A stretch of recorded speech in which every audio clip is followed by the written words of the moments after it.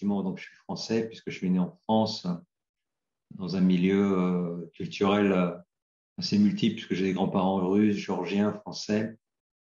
J'ai effectivement été avocat plusieurs années à Paris, à Strasbourg. Ensuite, je suis parti en Finlande quand j'avais 27 ans. J'ai travaillé en Finlande 18 ans. Et c'est en Finlande, en donnant des cours à l'université d'Helsinki, que mes étudiants m'ont poussé à abandonner le droit. C'était extraordinaire parce ils m'ont poussé à faire ce que je fais aujourd'hui avec vous, le leadership vertueux. Donc, ça fait maintenant 20 ans que je fais plus de droit, mais que je fais donc leadership vertueux. Donc, je suis écrivain parce que j'écris des livres. Effectivement, j'en ai écrit 6. Ils ont été traduits en pas mal de langues. Ensuite, je suis en même temps donc un speaker international puisque je fais des séminaires, surtout par Zoom maintenant à cause du Covid, mais sur les 5 continents dans le monde entier. C'est un sujet qui intéresse vraiment tout le monde. La nature humaine, c'est une réalité universelle, pas seulement une réalité française, même si nous, les Français, on a appris à parler de l'homme en général. Donc, c'est un sujet qui vraiment passionne le monde entier, très important. Ensuite, je suis bien sûr un peu manager puisque j'ai des équipes un peu partout dans le monde qui promeuvent le leadership vertueux. Donc voilà, j'ai plusieurs casquettes, écrivain, speaker, professeur, enseignant et manager. Et puis ensuite, donc ça fait 15 ans maintenant que j'habite en Russie. Je suis retourné dans le pays de mes grands-parents. C'était un rêve de jeunesse. Je suis content d'être ici, mais depuis la Russie, en principe, je voyage beaucoup. J'avais l'habitude d'aller en France pratiquement au moins une fois par an. Mais là, ça fait 2 ans que j'ai pas mis les pieds à cause de ce truc-là, de Covid. Mais bon, on est aujourd'hui ensemble. Il y a plein de sujets qui touchent au leadership vertueux. Il y a des sujets comme la grandeur, découvrir la grandeur et le service. Il y a des sujets comme le tempérament, comment on construit le caractère sur la base du tempérament. Il y a des sujets sur les vertus de base que vous connaissez, les vertus cardinales qui sont le fondement de leadership. Il y a des sujets sur les vertus spécifiques du leadership qui sont la magnanimité et l'humilité. Et puis, il y a un autre sujet qui est sur la formation du cœur. J'ai écrit un livre sur ce sujet-là, qui est un sujet sur les relations qui entre le cœur, l'intelligence et la volonté. C'est un sujet aussi très important parce que le monde moderne a toujours en tension entre le rationalisme, le sentimentalisme et le volontarisme. Et il faut expliquer un petit peu aux jeunes comment on essaie qu'est-ce qu'il faut faire pour ne pas tomber dans ces excès et comment faire fonctionner le cœur, l'intelligence et la volonté en même temps. Et puis, il y a un dernier sujet qui est le sujet qu'on va aborder aujourd'hui avec vous. Je l'ai choisi parce que c'est un sujet extrêmement pratique et important, comme tous les autres d'ailleurs, mais je ne sais pas pourquoi, j'ai préféré ce sujet pour vous ce soir. C'est découvrir sa mission dans l'existence. C'est un sujet assez complexe parce que c'est quelque chose de très, très difficile de découvrir sa mission. C'est beaucoup plus facile de découvrir son tempérament biologique, de savoir où est-ce qu'on en est au niveau de la formation des vertus. Mais découvrir sa mission dans l'existence, c'est quelque chose d'extrêmement compliqué. Ça suppose un niveau de connaissance de soi qui soit très élevé. Alors, j'ai une présentation avec des diapositives très belles. Bon, je vais suivre cette présentation, donc je vais disparaître quand vous allez me voir, mais en petit. Vous verrez surtout la présentation. Quand j'aurai terminé, j'éteindrai la présentation et je reviendrai en gros sur l'écran et on pourra à ce moment-là interagir. C'est bon? Ça vous va comme ça? Alors, voilà, je vais mettre l'écran maximum, le grand écran. Parfait, donc voilà. Alors, notre sujet, c'est donc découvrir la mission.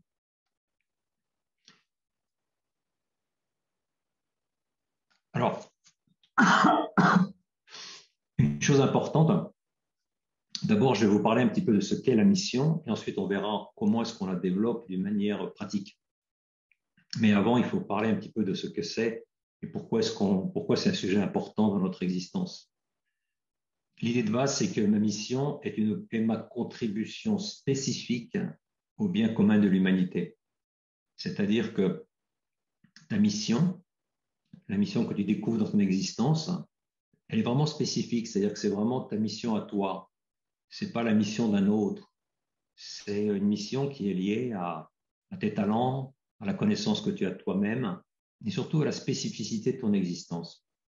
Donc, quand on arrive à bien se connaître soi-même, on arrive à comprendre en quoi on se différencie d'autres personnes et quelle est la spécificité de notre existence, notre histoire, nos parents, notre pays et puis surtout nos talents personnels, les talents de tempérament, mais aussi les talents, les dons particuliers qu'on a reçus, qui font chacun d'entre nous, a une spécificité et il faut en être fier. C'est cette spécificité qui nous donne le sens de notre propre dignité. On prend conscience on a une contribution spécifique à faire à l'humanité. Et donc, on doit avancer dans cette connaissance de soi pour arriver à découvrir cette spécificité de ta vie. Tu vois, c'est quand les gens te demandent, toi, tu es qui? Tu ne peux pas lui dire, je suis avocat ou je suis professeur. Il faut assez rapidement arriver à formuler la mission de ton existence, c'est-à-dire la chose que tu fais constamment. La mission est un appel à l'action. Donc, une mission, c'est pas la même chose qu'une vocation. Déjà, tu vois, une vocation, c'est un appel à être.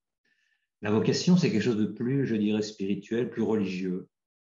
Je parle du mot religieux au sens large du terme, le sentiment religieux qui est naturel à toute personne humaine. Une vocation, c'est un appel à être. C'est un appel à se comporter d'une certaine manière. C'est pas un appel à faire quelque chose de concret. Une vocation, c'est un appel à être, un appel à se comporter, un appel à sentir, à penser, à agir d'une manière particulière. C'est ça vraiment une vocation, c'est quelque chose qui touche l'être même de la personne. C'est le cadre, en fait, dans lequel on exerce une mission. Même si tu as des gens qui n'ont pas du tout le sens de la vocation parce qu'ils n'ont pas du tout d'esprit transcendant, ils peuvent arriver quand même à découvrir une mission. Le problème, c'est que leur mission, elle ne s'inscrit pas dans un cadre vital, existentiel, qui est le cadre de la vocation. Mais tu peux avoir des personnes qui ont un sens développé de la mission sans avoir un sens particulier de leur vocation propre. Alors la mission, tu vois, c'est un appel à l'action. C'est un appel à faire quelque chose. C'est pas un appel à être d'une manière particulière, à sentir d'une manière particulière, à penser d'une manière particulière. C'est un appel à faire une chose particulière. Cette chose, on va voir, elle est très large. Il ne s'agit pas d'une chose très concrète, il s'agit d'une chose je vous donnerai quelques exemples, bien sûr, de missions qui, pour moi, sont de très bons exemples qui peuvent être une inspiration pour nous. Donc, faites la différence entre la mission et la vocation parce qu'il y a beaucoup de gens qui ne la font pas. Et je leur dis, c'est dramatique, il y a beaucoup de gens qui ont un sens de la vocation très développé parce qu'ils ont un esprit profondément soit chrétien, soit religieux en général, mais qui n'ont pas le sens de la mission. C'est-à-dire qu'ils n'ont pas développé la vertu de la magnanimité, qui est la vertu de la grandeur, qui est une vertu de grandeur en action. Et donc, ils ont du mal, ils ne se connaissent pas bien eux-mêmes, ils sont contents avec leur vocation particulière, mais ils n'arrivent pas à saisir leur talent, ils ne connaissent pas bien leur existence, ils ne connaissent pas bien leur vie, ils ont du mal à formuler leur spécificité, et donc ils ne s'intéressent pas. Ils ne s'intéressent pas à la mission, ils ne s'intéressent pas à savoir quelle est la grande chose de leur existence. Dans leur existence, la chose qu'ils doivent faire tous les jours et qu'ils doivent faire toutes les heures, toutes les minutes de leur existence. Donc retenez bien ça. Et, vous êtes là, donc maintenant vous savez, une mission, c'est pas la même chose que la vocation. Une mission s'inscrit dans un cadre, bien sûr, vocationnel, que si on découvre cette vocation particulière, mais la mission suppose connaître sa mission, ça suppose un travail très approfondi, profondément humain, puisqu'il s'agit d'arriver à se connaître soi-même à fond, découvrir sa spécificité, et donc c'est très humain une mission. Mais ça suppose une réflexion de fond et une très très bonne connaissance de soi-même. Alors qu'une vocation, c'est un don de Dieu à la personne, et on le reçoit, on l'accepte, on le rejette, mais c'est quelque chose qu'on peut connaître relativement facilement quand on a une vie contemplative. Alors que la mission suppose un travail de chacun d'entre nous est un travail qui est long, un travail qui est assez compliqué, qui est le travail de la connaissance de soi. Chacun d'entre nous est vraiment un être spécifique. Et il faut arriver à découvrir cette spécificité. Et ça nous donne un bonheur, une grande joie de savoir vraiment qui on est et quelle est la chose la grande chose de notre existence à laquelle on est appelé. Voilà, donc la vocation, c'est le cadre dans lequel je découvre et j'accomplis ma mission. Alors ma mission, c'est ce que je fais tout le temps. C'est-à-dire que ça doit être c'est quelque chose de large dans la mesure où tu l'accomplis tous les jours. C'est pas une chose que tu accomplis une fois pour toutes. C'est quelque chose que tu fais jusqu'à la fin de tes jours. C'est ce que tu es. Hein. Tu es ta mission. Tu es ta mission. C'est ça, voilà une phrase importante que chacun d'entre vous doit se souvenir. Tu es ta mission. Tu vois. Donc là, quand dans l'expression tu es ta mission, tu comprends tout de suite que la mission suppose une connaissance de ce que je suis. Si je n'ai pas un bon niveau de connaissance personnelle de ma vie, de ce que je suis, je ne peux pas découvrir ma mission. Donc tu es ta mission. Tu es ta mission et petit à petit, tu arrives à la découvrir et tu comprends vraiment quelle est ta spécificité et qu'est-ce que tu fais tous les jours. Une mission, c'est ce que tu fais tous les jours, tous les instants, je dirais toutes les secondes, toutes les minutes de ton existence. Je vais prendre quelques exemples, après vous verrez. Là seulement, je donne un peu des définitions pour que vous arriviez à vous situer. Alors, une mission, pourquoi est-ce que c'est important de découvrir sa mission? Qu'est-ce que ça nous donne en fait? La mission fait grandir les hommes. Et on dit que la mission fait partie de la vertu de magnanimité, qui est la vertu des grands, la vertu de grandeur. La magnanimité, vous vous souvenez, c'est la tension du cœur, de l'intelligence et de la volonté vers les grandes choses. Donc une personne qui tend vers les grandes choses, elle tend vers la grandeur personnelle, mais cette grandeur, elle veut la réaliser en action. Et donc, la mission, quand on a un sens de la mission, ça nous fait grandir nous personnellement. Et ça nous aide aussi à inspirer les autres. Alors, tu vois, une mission, comme j'ai écrit ici, ça te donne une ouverture sur toi-même et sur le monde. Une ouverture sur toi-même parce que ça t'oblige à réfléchir sur ton existence, à comprendre ton existence, à analyser et surtout à la contempler. Il faut apprendre à contempler son existence. Tu vois, c'est pas de l'égocentrisme, hein. C'est la connaissance de soi. Il y a beaucoup de gens qui pensent que tout ça, c'est des trucs d'égocentrique. C'est de l'égocentrisme, c'est du nombrilisme. En fait, pas du tout. Puisque une mission, c'est toujours un service à l'autre. Donc, quand tu découvres ta mission, c'est pour pouvoir être plus efficace dans ton service à l'humanité. Donc, c'est pas de l'égocentrisme, c'est pas du nombrilisme. C'est plutôt d'arriver à savoir pourquoi je suis fait, moi, pour que je puisse utiliser mes talents. C'est un peu la parabole des talents. Il faut arriver à découvrir quel est notre talent propre avant de le mettre en pratique, avant de le multiplier et avant de servir l'humanité avec ce talent particulier. Donc, toi, la mission, la recherche de ta propre mission, c'est une ouverture sur toi-même et c'est une ouverture aussi aux autres parce qu'une mission, c'est pas seulement le fruit de la connaissance de soi, mais c'est aussi le fruit de la connaissance du monde qui nous entoure. Toi, la connaissance de soi plus la connaissance du monde qui t'entoure, tu mets ça ensemble et tu arrives à découvrir ta propre mission dans l'existence. Ta mission, elle est liée à la connaissance de soi et aussi à la connaissance du monde qui t'environne. C'est une réponse, en fait, à un appel qui est un appel qui peut être politique, qui peut être social, qui peut être culturel, qui peut être familial, religieux. Tu as plein de types de missions et ces missions répondent à un besoin que l'humanité ou une partie de l'humanité ou des groupes dans l'humanité recherchent. Donc, il faut, quand tu as une bonne connaissance de toi-même et que tu compares cette connaissance de toi-même avec les besoins qu'elle prend l'humanité à un moment donné dans l'existence, dans l'histoire, tu mets ces deux choses ensemble et tu arrives à découvrir quelle est ta mission. Mais très souvent, tu as des gens, surtout des jeunes, qui pensent que leur mission, c'est ce que j'ai envie de faire. Alors là, il faut leur dire non. Ta mission, c'est pas ce que tu as envie de faire. Ta mission, c'est ce que tu es. Tu vois, il faut commencer par là. Ce que tu as envie de faire, c'est un caprice. C'est pas une mission. Bien sûr, une fois que tu découvres ta mission, tu as envie de l'accomplir. Mais ta mission, c'est pas ce que tu as envie de faire.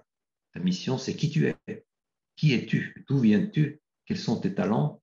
Quels sont les dons que tu as reçus? Et quelle est la situation du monde dans laquelle tu te trouves aujourd'hui? Et comment est-ce que toi, tu mets ces deux choses l'une à côté de l'autre pour découvrir ta mission dans l'existence? Ça te donne, tu vois, ensuite, j'ai marqué un sens de la dignité personnelle. Ça augmente le sens de ta dignité. Tu vois. On a tous une dignité, bien sûr, de personne, fils de Dieu, fille de Dieu, on sent tous qu'on a une dignité personnelle. Mais lorsqu'on commence à découvrir sa mission dans l'existence, ça devient quelque chose d'extrêmement concret. Parce qu'on se rend compte que, ben, écoute, moi j'ai reçu ces talents-là, et donc il faut que je laisse il faut que je fasse il faut que je rayonne sur la base de ces talents. Moi, tu dois laisser, c'est les forces que tu as reçues, les dons que tu as reçus, qui doivent, euh, qui doivent creuser ce sillon que tu dois laisser derrière toi avant de mourir. Tu comprends? Donc, ça te donne un sens de la dignité personnelle, le sens de ta contribution à l'humanité, le sens que ta vie est pas passée, c'est pas ta vie n'était pas que pour toi. Tu as laissé derrière toi quand même une trace très belle, une trace noble et une trace qui continue à servir l'humanité. Donc ça te donne un sens très fort. Ça augmente en toi le sens de la dignité personnelle. Ça te donne un sens de la solidarité, puisque, comme je vous l'ai dit, une mission, c'est un service à l'autre.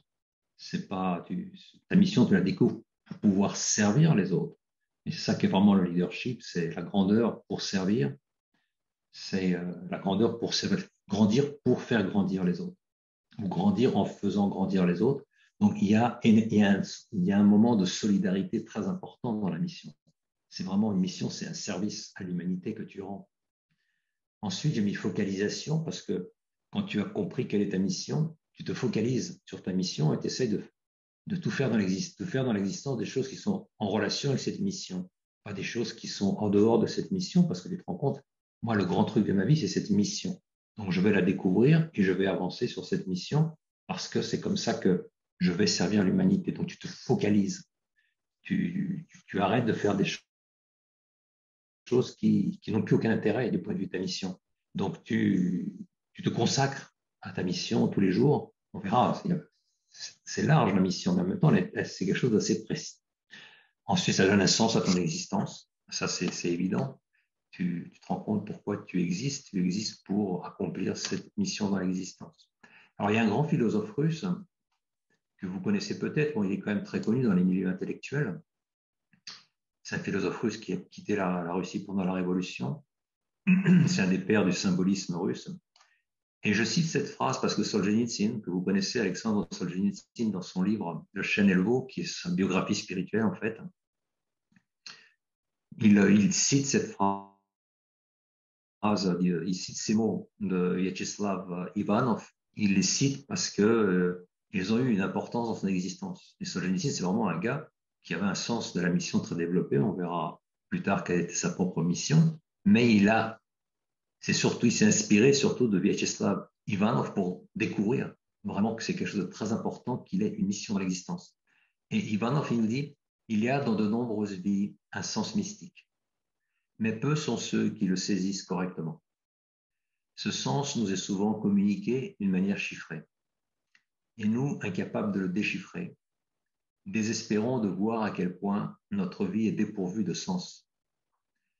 Le succès des grandes vies réside souvent dans la capacité de déchiffrer le code qui nous a été envoyé, de le comprendre et d'apprendre à marcher dans le droit chemin. Donc, en fait, la découverte de ta mission, c'est ce travail de déchiffrage. Nous, on est là, je suis avec vous là pendant 1 heure pour déchiffrer, essayer de voir quel est le chemin, parce que vous n'allez pas déchiffrer votre mission aujourd'hui, mais vous allez commencer à comprendre quel est le chemin qui peut vous aider à déchiffrer cette mission, à découvrir. Ma mission détermine mes objectifs. C'est-à-dire quand tu as beaucoup de gens qui recherchent leur mission en pensant bon, quels sont mes objectifs vitaux, qu'est-ce que je cherche dans l'existence, et ils essayent de trouver leur mission des objectifs, de tirer leur mission de leurs objectifs. C'est un faux chemin, c'est complètement faux.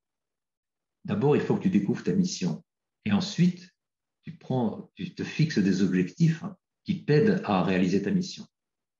Si tu veux, la mission, les objectifs sont soumis à la mission. Il y a trop de gens qui vraiment, ils foncent sur des objectifs, hein, mais ces objectifs ne sont pas unifiés par une mission. Et donc, il n'y a pas de mission vitale chez eux. C'est seulement des objectifs, tu vois. Et c'est pas très beau, c'est pas terrible ça. Tu vois, par exemple, dans mon livre sur Jeanne d'Arc, j'ai pas mal dû réfléchir sur quand même Jeanne d'Arc du point de vue de leadership vertueux. Et tu vois qu'effectivement, les gens pensent que la mission de Jeanne d'Arc, c'était de chasser les Anglais de France. En réalité, ça, c'est un objectif. Du point de vue du leadership vertueux, la mission de Jeanne d'Arc est beaucoup plus large que ça. En fait, Jeanne d'Arc, si sa mission consistait à chasser les Anglais de France, eh ben, elle n'aurait plus de mission, puisque les Anglais sont partis il y a longtemps déjà. Ça fait 500 ans qu'il n'y a plus d'Anglais. Enfin, il y a quelques Anglais qui viennent en tant que touristes sur le territoire de France, mais disons qu'elle a chassé les Anglais. Donc, ça, c'est du management. Chasser les Anglais de France, c'est pas de la mission, c'est du management, c'est un objectif, hein, qui était un objectif sacré pour elle, bien évidemment, qu'elle avait toujours en tête. Mais si tu te poses la question, quelle est la mission de Jeanne? C'est extraordinaire. La mission de Jeanne ne consiste pas à chasser les Anglais. Chasser les Anglais, c'est une partie, c'est un objectif qui est soumis à sa mission. La mission de Jeanne est beaucoup plus large. La mission de Jeanne, c'est de venir en France. Je dis toujours, je dois aller en France, je viens en France. En fait, je viens en France pour rappeler aux Français que Dieu leur tend la main. La mission de Jeanne, elle est toujours actuelle. C'est pour ça que Jeanne est actuelle. Si sa mission consistait à chasser les Anglais de France, je vois pas pourquoi Jeanne continuerait à être actuelle. Elle n'a plus d'actualité si sa mission consiste à chasser les Anglais de France. La mission de Jeanne, elle est bien plus élevée que ses objectifs. La mission de Jeanne, c'est d'aller en France tout le temps pour rappeler aux Français à quel point Dieu les aime, à quel point il leur tend la main, à quel point la France, c'est vraiment la fille aînée, la fille prédilectrice de l'amour de Dieu. Donc tu as chez Jeanne une mission. Et sa mission est toujours actuelle. Et elle vit encore de cette mission et elle est encore actuelle et elle est toujours présente dans l'histoire de France et elle le sera jusqu'à la fin. Parce que sa mission, elle est éternelle. Tu vois, la mission de Jeanne, c'est une mission éternelle qui consiste constamment à tendre la main aux Français pour leur rappeler, enfin, à rappeler aux Français que Dieu leur tend la main. Donc ça, c'est important. Tu te rends compte à quel point c'est beaucoup plus important de découvrir sa mission que de découvrir ses objectifs. Les objectifs, on les fixe une fois qu'on a découvert sa mission et pas l'inverse. Tu vois. Donc ça, excusez-moi, je tutoie tout le monde, mais je ne peux pas faire autrement. En Finlande, on tutoie tout le monde. J'ai appris à tutoyer. Les gens me reprochent de ne pas vous voyer, mais pardonnez-moi s'il y en a qui se sentent mal à cause de ça, mais quand je dis tu, c'est un tu collectif. Je découvre ma mission. Donc, on va voir maintenant un petit peu comment on la découvre. La mission est le résultat de la connaissance de soi. Qui suis-je? Première chose qu'il faut que tu te demandes, c'est moi, qui suis-je? C'est-à-dire d'où est-ce que je viens? Quelle est mon histoire? Qui sont mes parents? Qui sont mes grands-parents? Chacun d'entre eux. J'essaie de découvrir un petit peu les personnes qui vivent en moi.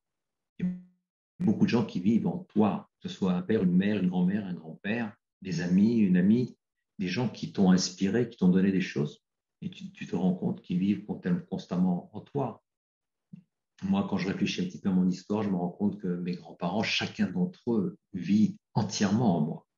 Je les ai bien connus, j'ai été éduqué par mes parents, mais aussi par mes grands-parents. Ils m'ont chacun donné énormément. Chacun a eu une histoire particulière, une histoire dramatique, puisque c'est l'histoire du XXe siècle.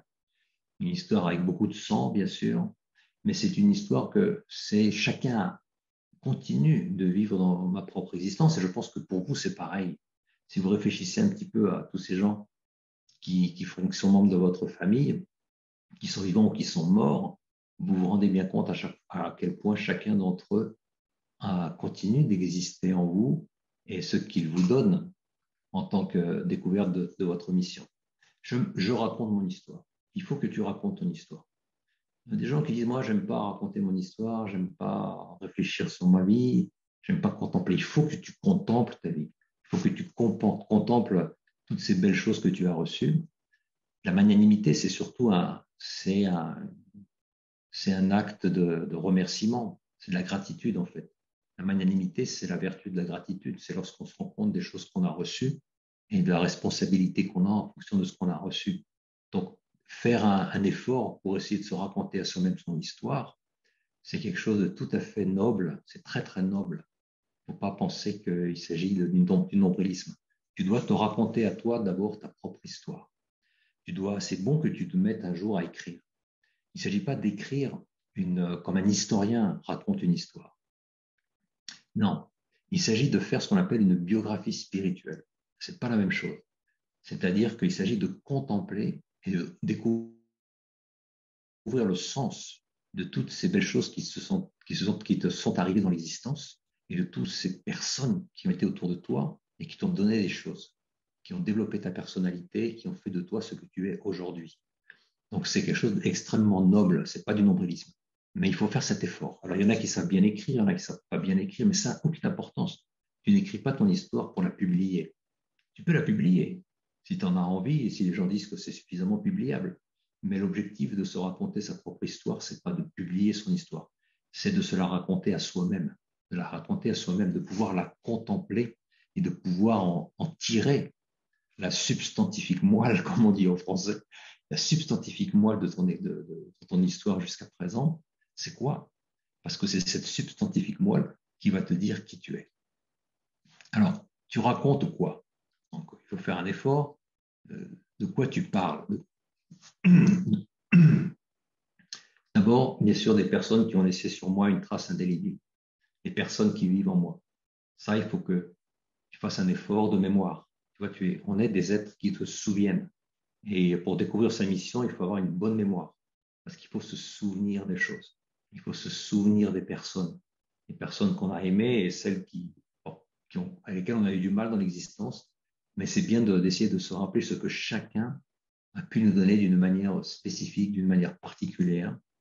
Et donc, il faut apprendre à parler de ces personnes, à écrire sur ces personnes et à raconter d'une manière attrayante ce que chacun a pu laisser en toi. Ensuite, tu parles des livres, des films qui provoquent en toi une soif d'agir et d'entreprendre. Il y a des livres qui nous ont marqués, qui nous ont fait avancer dans l'existence, des films, de la musique, des chants, des chansons, et des choses qui t'ont gravé, qui sont restées gravées dans ton cœur et dans ton intelligence, et que tu te souviens, dont tu te souviens. Et il faut que tu fasses un effort pour t'en rappeler et pouvoir écrire et dire qu'est-ce que ça m'a marqué, en quoi ça m'a marqué. Qu'est-ce que ce livre finalement a laissé en moi? Pourquoi est-ce que j'ai été attiré par ce livre? Tu vois, tu dois te demander la question, dans ce livre, j'ai aimé ce livre. Mais il faut te demander pourquoi j'ai aimé ce livre. Qu'est-ce que ce livre m'a donné? Qu'est-ce qui m'a marqué? Pourquoi moi, personnellement, ce livre m'a marqué? Quelle est la chose importante qui est restée en moi?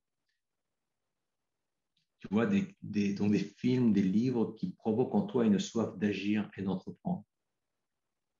Donc, tout ce qui est esthétique, tout ce qui est beau, nous pousse à l'action. Nous pousse à l'action, nous pousse à nous élever au-dessus de nous-mêmes et avoir un désir de faire des choses importantes pour l'humanité.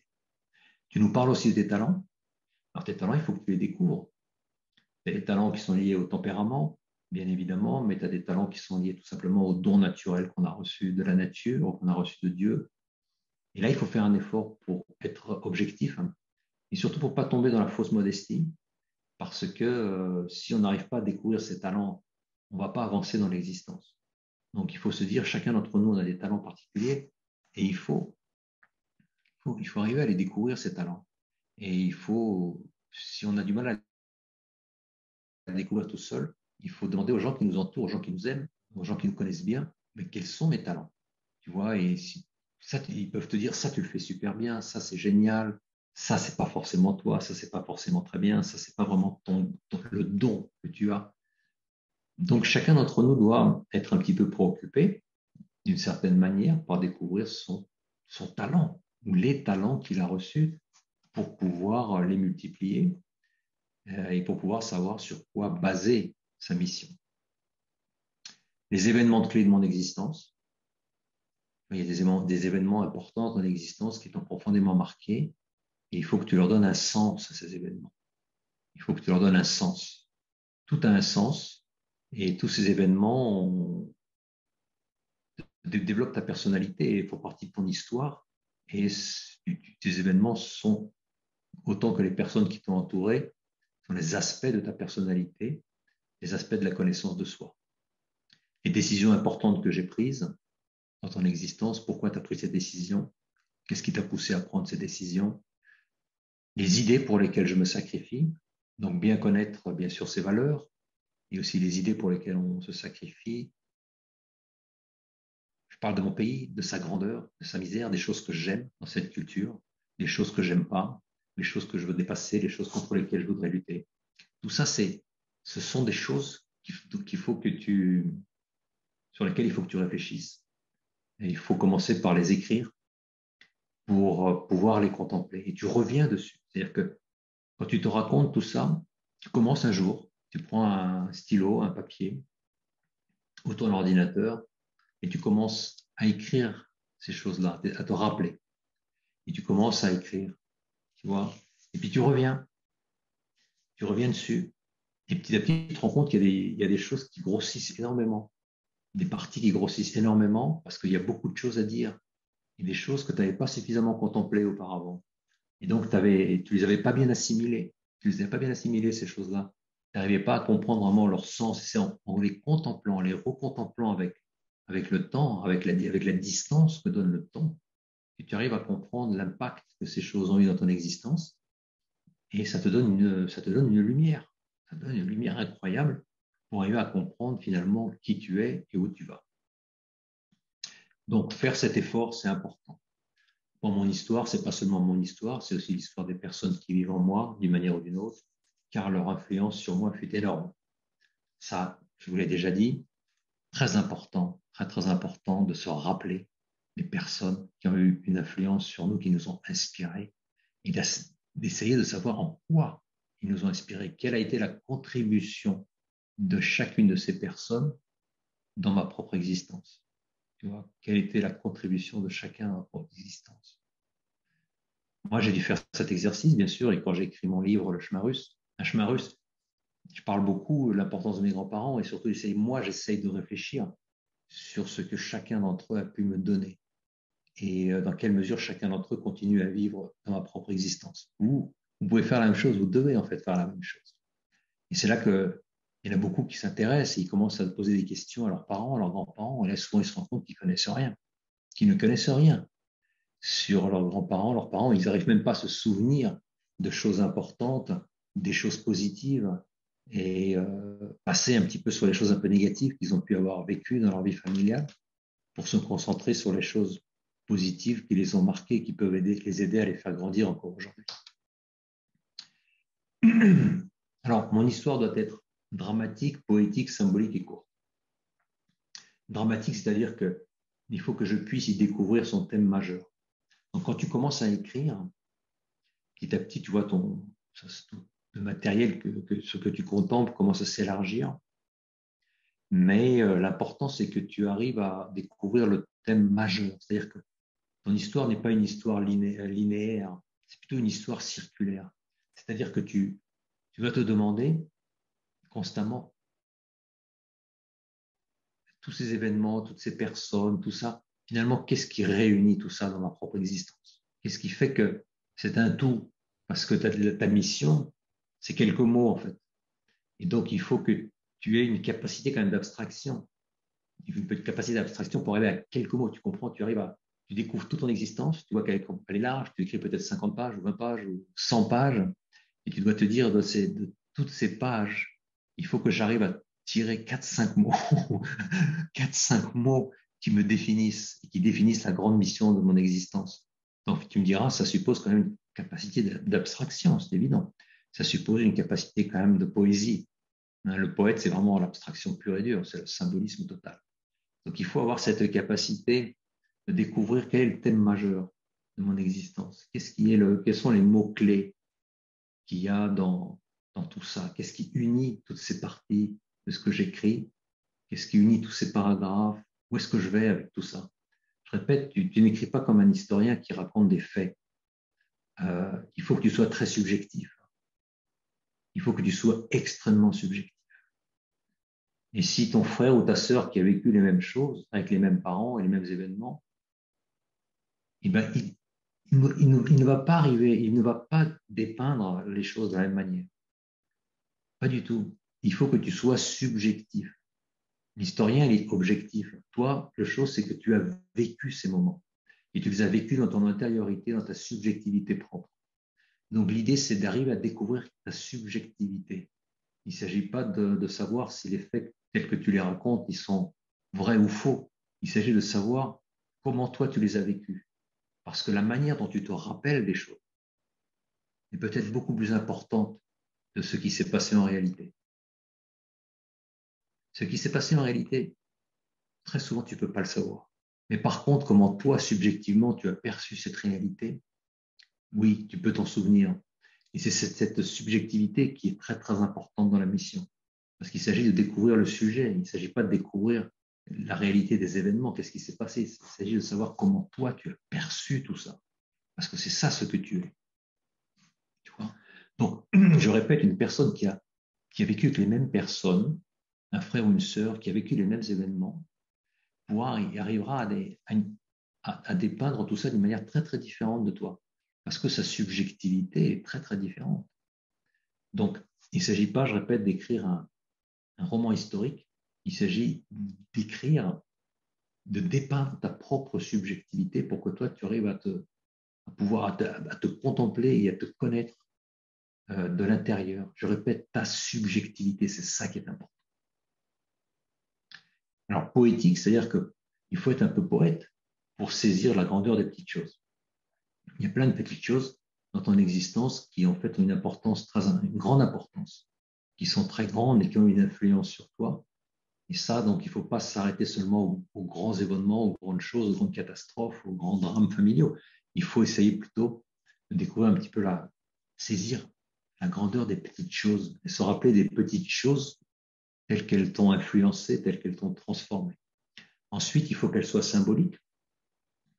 Ta mission. Il faut que ton histoire soit un peu symbolique. Il faut que tu te dises, bah, écoute, si un Chinois lit mon histoire, est-ce qu'il va comprendre? Il faut qu'il la comprenne. Peut-être qu'il ne comprendra pas une histoire historique écrite par un historien sur l'histoire de ce qui t'est arrivé, de ta vie. Mais par contre, si toi, subjectivement, tu racontes ton histoire avec un vocabulaire qui soit universel et qui puisse être compréhensible par des gens qui sont des êtres humains, comme toi, même s'ils ont une culture très, très différente, à ce moment-là, tu commences à rentrer dans le symbole. Et c'est ça qui est important. Tout ce que je suis en train de vous dire là, c'est qui peut vous aider à faire des abstractions qui sont très, très importantes pour arriver à découvrir une mission. Je répète, pour passer 100 pages à 3 mots, il faut un esprit quand même abstractif. Et pour ça, il y a des chemins qu'il faut suivre. Il y a des chemins qu'il faut suivre, découvrir le grand thème qui unit toutes ces choses et utiliser des mots qui soient compréhensibles par tout le monde, qui font en sorte que ce que tu es en train de dépeindre, c'est un message universel. Ça peut toucher les cœurs de personnes qui habitent très loin.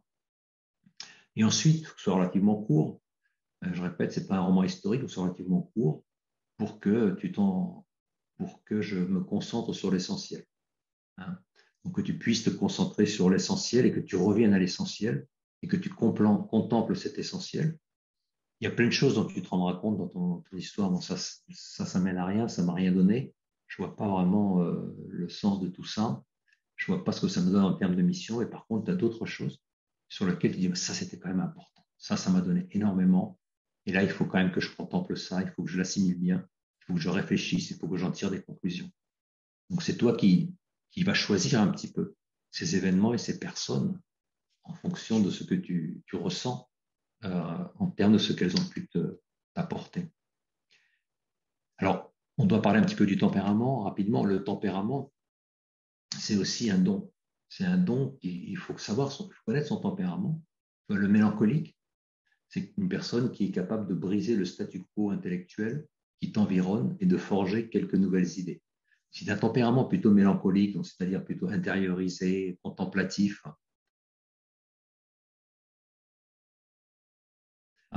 les personnes les mélancoliques, c'est des gens qui sont mus par des idées fondamentalement, pas par l'action, mais par les idées, par la beauté, par la vérité, par les concepts.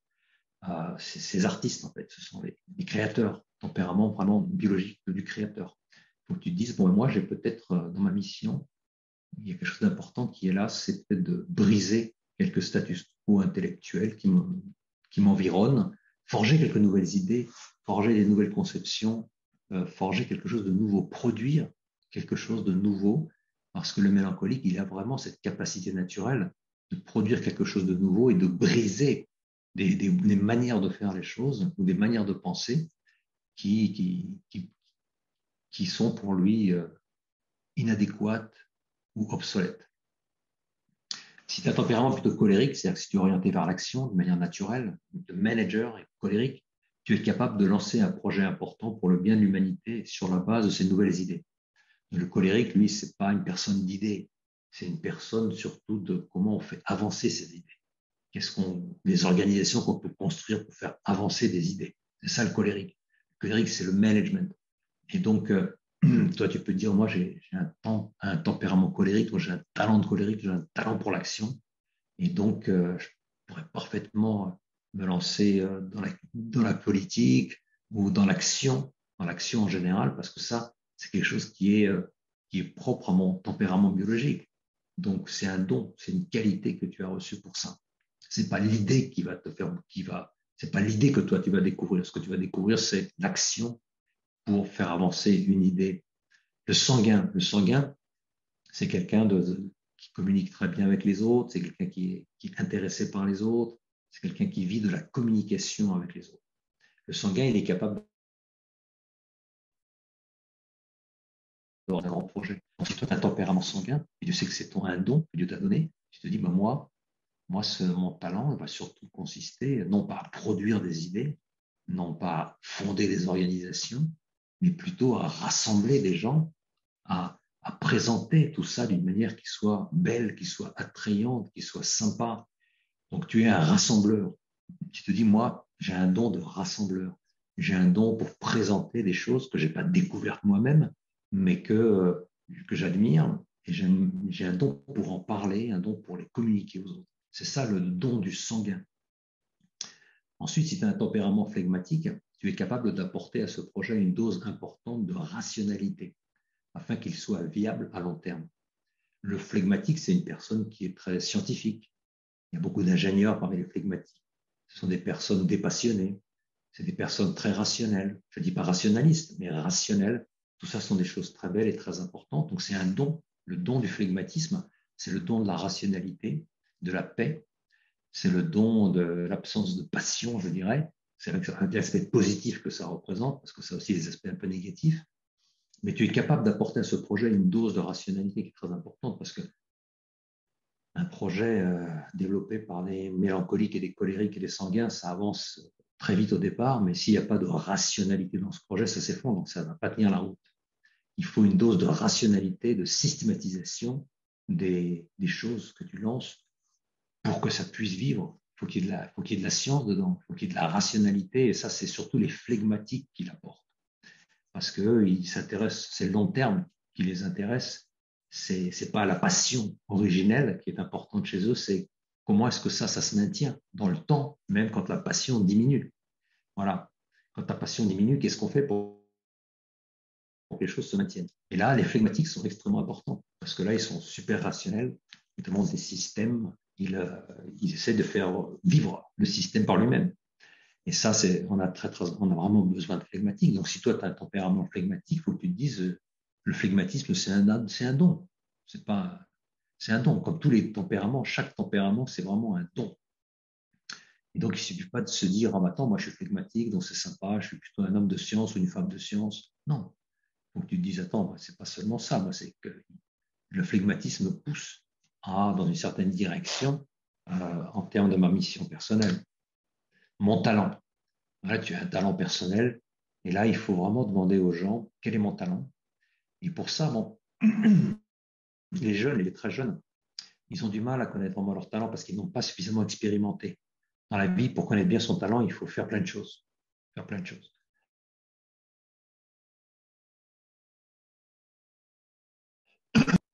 Il faut savoir parler un peu de soi-même. J'ai été avocat pendant pas mal d'années quand même, et je n'étais pas un mauvais avocat. J'ai défendu des gens en cours de cassation et ils ont été libérés.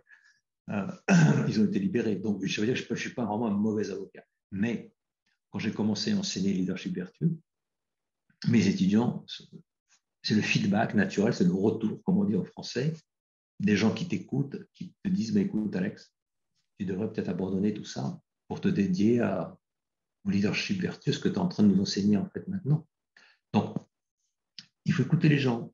Ça peut être tes étudiants, ça peut être tes enfants, ça peut être tes parents, ça peut être des amis qui disent, mais attends, ça c'est génial ça. Ce que tu fais là, c'est génial.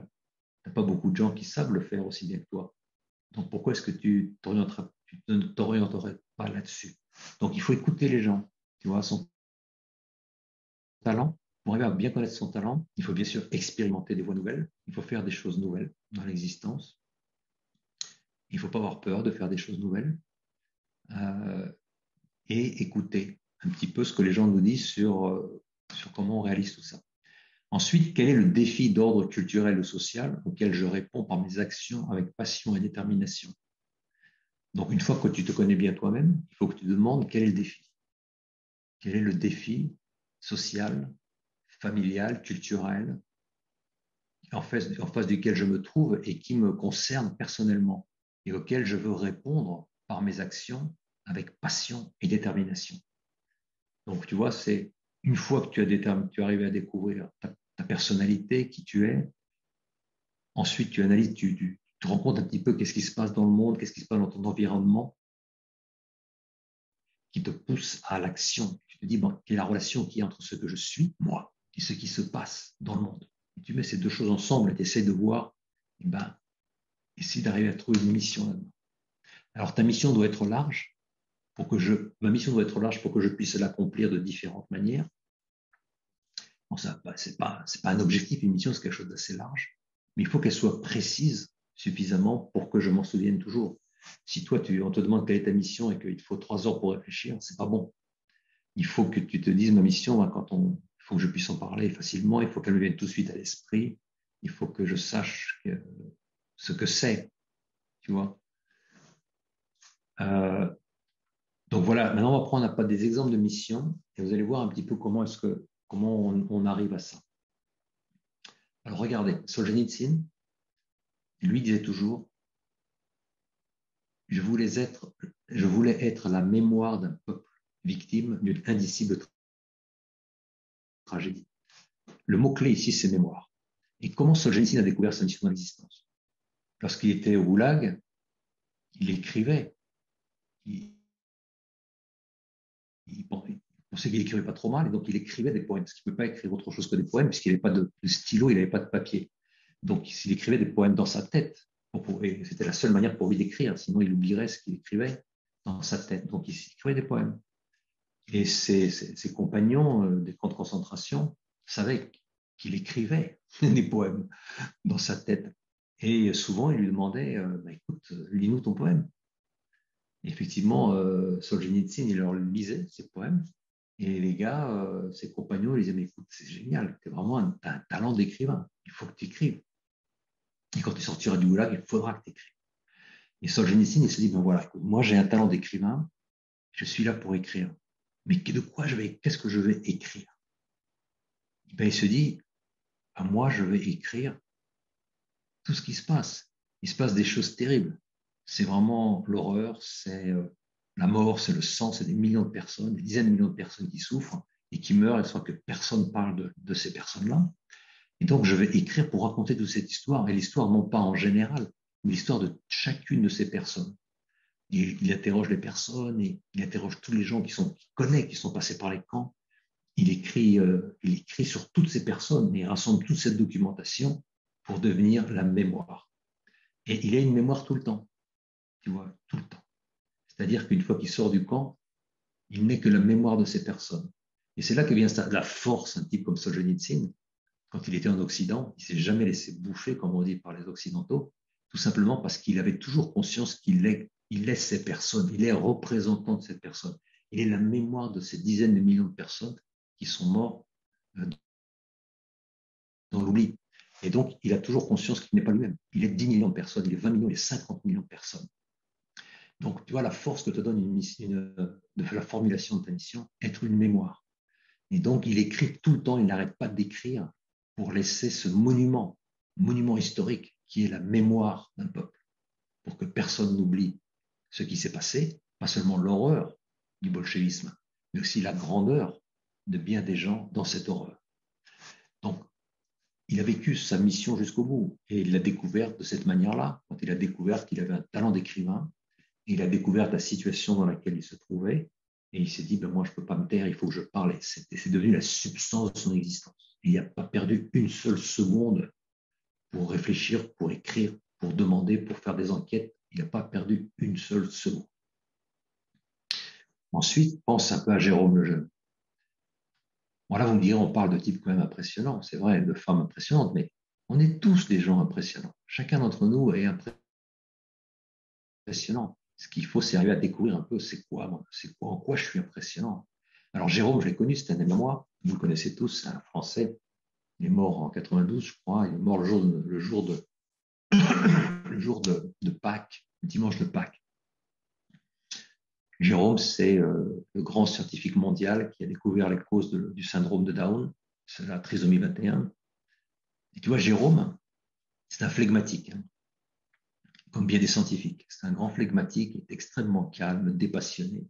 C'est pour ça d'ailleurs, quand il passait à la télévision, il gagnait tout le temps, parce qu'il était totalement scientifique, et calme et tranquille, et il gagnait plein de points. Sa cause gagnait toujours plein de points, à tel point qu'un jour, les ennemis de la culture de vie ont décidé de lui interdire l'accès à la télévision.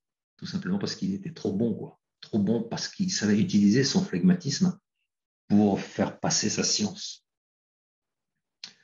Donc Jérôme, il connaissait parfaitement son talent. Hein. Il connaissait parfaitement son talent d'homme de science, et en même temps avec un tempérament complètement dépassionné.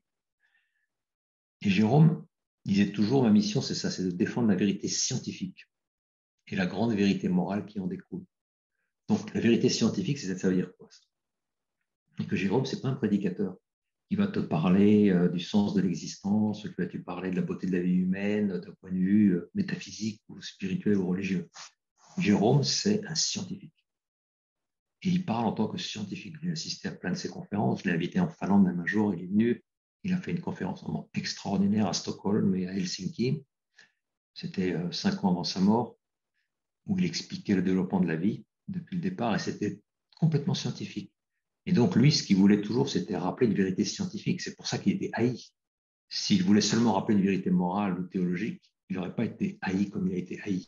Il a été haï, Jérôme, parce qu'il avait compris sa mission. Et sa mission, c'était la vérité scientifique.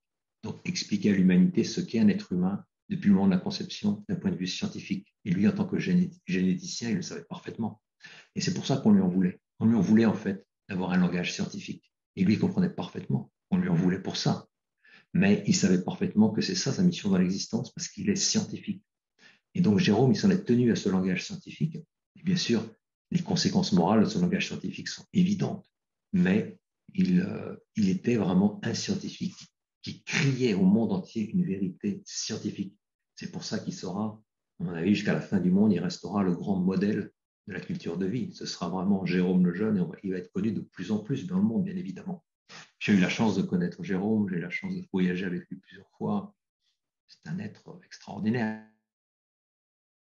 Il avait conscience de sa mission. Il a découvert sa mission dans sa vie professionnelle. Il a découvert. C'était le moment où, face à quoi? Face à cette grande crise de l'avortement qui a commencé dans les années 70, Jérôme, il s'est rendu compte que là, il ne fallait pas qu'il se taise, quoi, sur la vérité scientifique. Ça a commencé à la fin des années 60, en 69, quand il a reçu le prix, un prix américain à San Francisco en 69. C'est là qu'ils se sont rendus compte que les choses n'allaient pas du tout dans le sens de la science et qu'on était en train de négliger la science, en fait, de se faire un sacrilège de la science. Et lui, donc, il a voulu redonner l'honneur à la science en parlant scientifiquement. Voilà, une personne qui a découvert son talent, qui a découvert ce pourquoi elle existe, qui a découvert le sens de son existence, qui a découvert ce qu'elle est, et sa mission est écrite sur son front.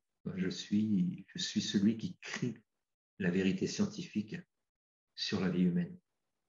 La vérité scientifique sur la vie humaine.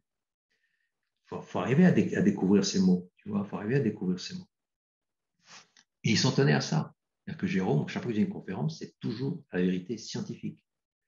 Il n'est jamais tombé dans la problématique du prédicateur ou du théologien. Jérôme, c'est toujours la vérité scientifique. C'est ça mon truc, c'est ça ma force, c'est ça ce que je suis, c'est ça mon talent. Et c'est de ça dont je vais parler, et je ne parle que de ça. Et toute sa vie, c'est que ça. Et il va passer les 20 dernières années de sa vie, 30 dernières années de sa vie, à faire que ça. Voilà.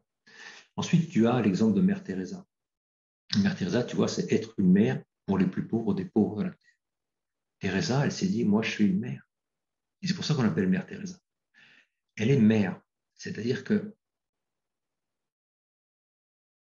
un jour, quand on lui proposera de devenir nurse et de créer des hôpitaux pour sauver tous ces gens qui meurent dans les rues, elle dira, mais non, moi, je ne suis pas une nurse. Je ne suis pas docteur, je ne suis pas nurse. Et j'ai créé un ordre religieux. Ce n'est pas un hôpital que j'ai créé. Donc, moi, mon objectif, ce n'est pas de sauver les gens de la faim. Mon objectif, c'est de mourir en donnant de l'amour à des êtres humains qui ont vécu comme des animaux, pour qu'au dernier moment de leur existence, ils puissent ressentir l'amour de Dieu. Donc, si tu vois à quel point c'est important, je suis une mère, je suis là pour mourir avec ces gens, je ne suis pas là pour créer des hôpitaux.